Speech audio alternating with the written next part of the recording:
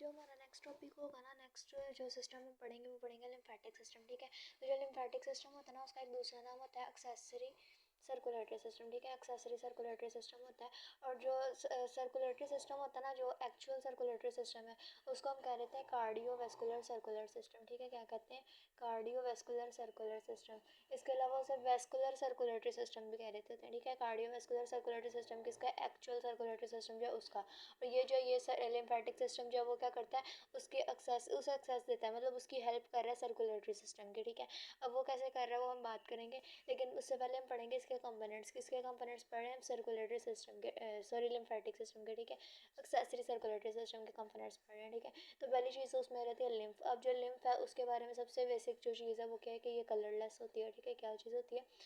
Colourless होती है। ठीक है, अब लिम्फ के बारे में ये बात पढ़ ली। इसके अलावा और इसके अंदर क्या चीज़ होती है? लिम्फ नोड्स होते हैं। ठीक है, लिम्फ नोड्स के अलावा और इसमें क्या होती हैं? डक्ट्स वगैरह कैपिलरीज होती हैं। लेकिन उससे पहले मैं बताऊँ कि उसमें जो चीज़ है ना वो लिम्फेटिक कैपिलरीज होती हैं। ठीक है, लिम्फेटिक कैपिलरीज जो है ना वो मिलती हैं और मिलके जो वो चीज़ बनाती हैं वो बना देती हैं लिम्फ वेसल्स। लिम्फ या लिम्फेटिक दोनों कह सकते हैं, लिम्फ वेसल्स बना देती हैं। ठीक है, लिम्फ वेसल्स बनाती हैं और जो लिम्फ वेसल्स है ना वो नेक्स्ट बनाती हैं उससे भी बड़ी डक्ट। ठीक है, वो डक्ट बनाती हैं लिम्फेटिक डक्ट्स। लेकिन वो जो डक्ट्स होती है ना वो दो तरह की होती हैं। वो कैसे डक्ट होते हैं? या तो वो होती हैं थोरैसिक डक्ट। ठीक है, थोरैसिक डक्ट के अलावा एक और भी होती हैं, उनका नाम क्या होता है?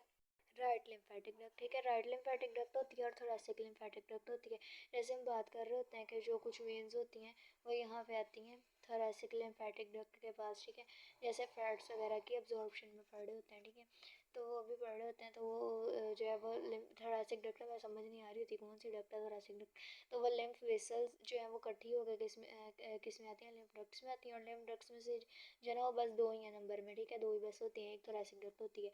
अब जो कैपिलरी, जैसे हम कैपिलरी को मिलाते हैं तो वो क्या बन जाते हैं? वेन्यूल्स बनते हैं। ऐसे यहाँ पे लिम्फ कैपिलरी मिलती है तो लिम्फ वेसल्स बनती हैं। जब असल में हमारे जो बॉडी होती है ना उसके अंदर कितना होता है? 5 लीटर ब्लड होता है। ये बात हम सारों को वैसे ही पता है। ठीक है, 5 लीटर ब्लड होता है। वो जो 5 लीटर ब्लड है ना उसके बारे में एक और चीज़ सुन लो कि जैसे ही हमारी जो भी ब्लड है ना वो कहाँ पे होता है? ऑक्सीजनेट होता है। ऑक्सीजनेट होकर वो एओर्टा के पास जाता है, एओर्टा से नेक्स्ट वो आर्टरीज में रहता है, आर्टरी से नेक्स्ट वो आर्ट्रियोल्स में रहता है, और फिर आर्ट्रियोल से नेक्स्ट वो किस में रहता है? कैपिलरीज में रहता है। ठीक है, और जो कैपिलरीज है वो किसके पास जाते हैं? टिश्यूज़ के पास जाती हैं। और जो कैपिलरीज होती है ना उनका जो बेड होता है, मतलब ये जो एक उसका पूरा बन जाएगा ना उसको हम कह देते हैं कैपिलरी बेड। ठीक है, और जो कैपिलरी होती हैं इनका बेड को इतना वो मज़े का होता है, इतना कहने अथेंटिक होता है। ठीक है, कि वो हर एक टिश्यू तक, हर एक सेल तक जाता है। ठीक है, हर एक सेल तक पहुंचेगा। ठीक है, कोई ऐसी जगह नहीं होगी जहाँ पे कैपिलरी ना पहुंचे, यानी हर एक जगह को वो जो फूड है वो प्रोवाइड करेगा, न्यूट्रिएंट्स दे के आएगा, ऑक्सीजन दे के आएगा। ठीक है, अच्छा मैं बता रही थी कैपिलरीज के बारे में, तो वो क्या करेंगी? जैसे यहाँ पे हम बात करते हैं ये कैपिलरी है। ठीक है, यहाँ पे जो है ना सेल्स पड़े हुए हैं। ठीक है,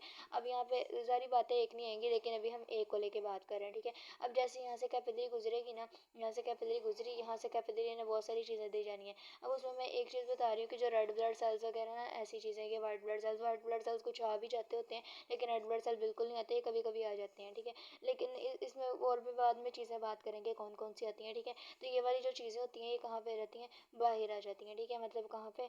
सेल्स के इर्द गिर्द आ जाती हैं। और जो सेल्स के इर्द गिर्द आती हैं ये जो मतलब सेल्स के इर्द गिर्द फ्लूइड इकट्ठा हो जाएगा ना। ठीक है, जो 5 लीटर ब्लड है, ठीक है, 5 लीटर ब्लड में से कुछ जो फ्लूइड की सूरत में निकल के सेल्स के इर्द गिर्द इकट्ठा हो जाएगा। ठीक है, अब वो जो सेल्स के इर्द गिर्द इकट्ठा होता है ना उसको हम कह देते हैं इंटरस्टिशियल फ्लूइड। ठीक है, इंटरस्टिशियल फ्लूइड के और बहुत सारे नाम होते हैं, जैसे हम पढ़ लेते हैं इंटरसेलुलर फ्लूइड। अब एक लफ्ज़ हम पढ़ते हैं इंट्रासेलुलर फ्लूइड। ठीक है, तो ये इंट्रासेलुलर बिल्कुल नहीं है, ये इंटरसेलुलर फ्लूइड है। ठीक है, इंटरसेलुलर फ्लूइड। अब एक चीज़ हम और पढ़ते थे यहाँ पे लिम्फ। अब यहाँ पे जो लिम्फ है ना हम इसे समझने के ये लिम्फ भी है, लेकिन असल में ये लिम्फ नहीं है। ठीक है, एक्चुअली ये लिम्फ नहीं है, मतलब लिम्फ में और इसमें बस लोकेशन का फ़र्क होता है, इंटरसेलुलर फ्लूइड और लिम्फ में, बाकी सेम चीज़ ही है। ठीक है, अब इसके अलावा इंटरसेलुलर फ्लूइड के अलावा इसका क्या नाम है? Extra cellular fluid. ठीक है, क्या है? Extra cellular fluid. और इसके अलावा इसको टिश्यू फ्लूइड भी कहते हैं। ठीक है, टिश्यू फ्लूइड। अब ये कहाँ पे है? ये सेल्स के इर्द गिर्द आकर इकट्ठा हो जाता है और इसके अंदर क्या न्यूट्रिएंट्स वगैरह सारी चीज़ें आकर जो है ना इकट्ठी हो जाएंगी।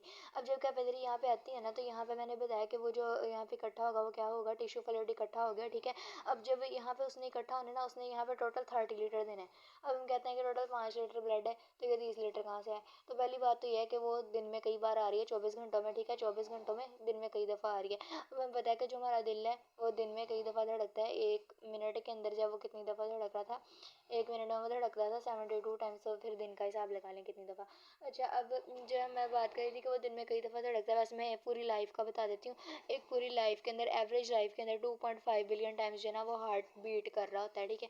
अच्छा, अब इतनी दफ़ा धड़क रहा है, तो अब यहाँ पे जो है वो क्या हो गया, टिश्यू फ्लूइड जो है ना वो इकट्ठा हो गया, ठीक है, 30 लीटर यहाँ पे इकट्ठा हो गया। अब वो जो 30 लीटर है ना उसको सर्कुलेटरी सिस्टम ने खुद भी लेके जाना है, खुद भी उसने लेके जाना है, ऐसा नहीं है कि वो वहीं पे छोड़ देगी। सर्कुलेटरी सिस्टम में जो कैपिलरीज है ना वो अपने साथ जो फ्लूइड लेके आई हैं उसे वापस भी लेके जाएंगी, और कितना लेके जाती हैं इसको कहते हैं डायरेक्टली वापस लेके जाना, जो कैपिलरीज खुद ही ले जाती हैं। और 27 लीटर जो है खुद ही वो वापस ले जाएंगी, ठीक है। अच्छा, अब अगर ये 27 लीटर वो खुद ही वापस ले जाएंगी तो बाकी कितने रह जाता है, 3 लीटर, ठीक है। जो 3 लीटर फ्लूइड है वो टिश्यूज़ के अंदर रह जाता है, ठीक है। अब सेल्स के अंदर रह जाता है, सेल्स के पास रह जाता है, उसको वापस लाने के लिए जो सिस्टम होता है ना वो होता है लिम्फेटिक सिस्टम, ठीक है। कौन सा सिस्टम है, लिम्फेटिक सिस्टम। अब हम कहते हैं कि 3 लीटर है, जहाँ पे वो 27 लीटर चला गया तो इतने से ही खैर है, लेकिन हम ये नहीं कह सकते, क्योंकि क्या होगा कि जब हर बार 3 लीटर रह जाया करेगा ना तो ख़त्म होते होते होते होते एक वक्त आ जाएगा जब ब्लड का जो वॉल्यूम है वो बिल्कुल क्या हो जाएगा, ज़ीरो हो जाएगा, और हमारी ब्लड वेसल्स है ना उनके अंदर ब्लड मौजूद नहीं होगा, ब्लड सारा जो है वो हमारी बॉडी के अंदर ही रह जाएगा, ठीक है, टिश्यूज़ के अंदर रह जाएगा। जब ब्लड के अंदर टिश्यूज़ रह जाएगा तो देखो मतलब सेल्स हैं उनके अंदर टिश्यूज़ गया, जो टिश्यू फ्लूइड है वो गया, ठीक है। और अब उसके बाद जो सेल है वो किस सिचुएशन के अंदर चला जाएगा, उस वो जो है ना उसकी जो साइज़ है वो इंक्रीज़ हो जाएगा, ठीक है। जब उसका साइज़ इंक्रीज़ हो जाएगा यहाँ पे आ जाता है वो हाइपरटोनिक इन्वायरमेंट, हाइपरटोनिक इन्वायरमेंट, ठीक है। लेकिन अभी हम उस पर बात नहीं कर रहे, तो जब उसका साइज़ इंक्रीज़ होगा ना तो एक जो इंसान है उसके पूरी बॉडी के सारे टिश्यूज़ का हाल यही हो जाएगा हाल, ठीक है। अब इस जो चीज़ है इसको, इस सिचुएशन को क्या कहते हैं, इसको कहते हैं एडिमा, ठीक है। और जो और मसला होगा वो ये भी कि जो ब्लड का वॉल्यूम क्या हो जाएगा, ज़ीरो हो जाएगा, ठीक है। अच्छा, अब जो लिम्फेटिक सिस्टम है उसका काम ही होता है कि उसने लिम्फ वेसल्स के जरिए जो 3 लीटर है ना इसको वापस लेके जाना होता है, ठीक है। अच्छा, अब बहुत सारी ऐसी जगह भी होती हैं जहाँ पे लिम्फेटिक सिस्टम जो है ना वो मौजूद नहीं होता, ठीक है। लिम्फेटिक सिस्टम क्या होता है वहाँ पे मौजूद नहीं होता। अब अगर लिम्फेटिक सिस्टम कहीं पे मौजूद नहीं होता तो उसकी फिर रीजंस भी हैं, सॉलिड रीजंस हैं कि वहाँ पे लिम्फेटिक सिस्टम जो है वो क्यों मौजूद नहीं है। उसमें सबसे पहली चीज़ आ जाती है आइज़। अब आइज़ के अंदर कौन सा पार्ट है, कॉर्निया, सिर्फ जो हमारा वाइट वाला पार्ट है, वाइटिश पार्ट है, ठीक है, उसके अंदर नहीं होता। अब उसके अंदर क्यों नहीं होता है, क्योंकि उसने हमारे विजन को कंट्रोल करना होता है। जब वो विजन को कंट्रोल करेगा तो विजन में भी अफेक्टेड, विजन उससे ख़राब हो सकता है, ठीक है। अगर ख़राब होगा तो इसलिए इस चीज़ का डर होता है, तो इसलिए वहाँ पर लिम्फेटिक सिस्टम जो है वो नहीं होता, ठीक है। इसके अलावा सेंट्रल नर्वस सिस्टम की बात कर लेते हैं, तो सेंट्रल नर्वस सिस्टम में दो चीज़ें आती हैं, ब्रेन और स्पाइनल कॉर्ड, ठीक है। अब देखो जो लिम्फेटिक सिस्टम है ना उसने वहाँ पे जाना है, उसने वेसल्स लेके जानी है, अब उसने वेसल्स लेके जानी है तो ये डर भी होता है कि वहाँ पे कोई जम जा सकता है, कोई जरासीम जा सकता है, ठीक है। तो ये जो ब्रेन और स्पाइनल कॉर्ड है हमें पता है कि बहुत ज़्यादा मेन पार्ट है, ठीक है, बहुत इंपॉर्टेंट है, तो इसलिए लिम्फेटिक सिस्टम वहाँ पे भी नहीं जाता, ठीक है। और इसके अलावा और कहाँ नहीं जाता, बोन्स के अंदर भी नहीं जाता। बोन्स के अंदर क्यों नहीं जाता, बोन्स जो है ना उनको असल में चाहिए होती है टफनेस, ठीक है, उनको स्ट्रेंथ चाहिए होती है। अब अगर सर्कुलेटरी सिस्टम वहाँ पे आता ना तो क्या होता था कि वहाँ पे जो है ना उसकी टफनेस के ऊपर फ़र्क आ सकता था, तो इसलिए जो वहाँ पे बोन्स होती है ना वहाँ पर भी जो लिम्फेटिक सिस्टम है वो नहीं जाता। लेकिन सारी बात ये नहीं है, बात असल में ये है कि वहाँ पे जो लिम्फ है ना वो मौजूद होता है लेकिन लिम्फेटिक सिस्टम नहीं होता। लिम्फेटिक सिस्टम ना होने से ये मुराद है कि वहाँ पे वेसल्स वगैरह नहीं होंगे, ठीक है, बाकी जो उसकी चीज़ें ना वो नहीं होंगी, जैसे लिम्फ जो है वहाँ पे मौजूद होता है, ठीक है, लिम्फ वेसल्स वगैरह जो है मौजूद नहीं होती, ठीक है, लिम्फ मौजूद होता है उधर, ठीक है। अब वहाँ पर लिम्फ क्यों नहीं मौजूद होता, फिर वहाँ पर लिम्फेटिक सिस्टम जो है वो उसका काम नहीं होगा, तो ये 3 लीटर वाला वापस कैसे आएगा।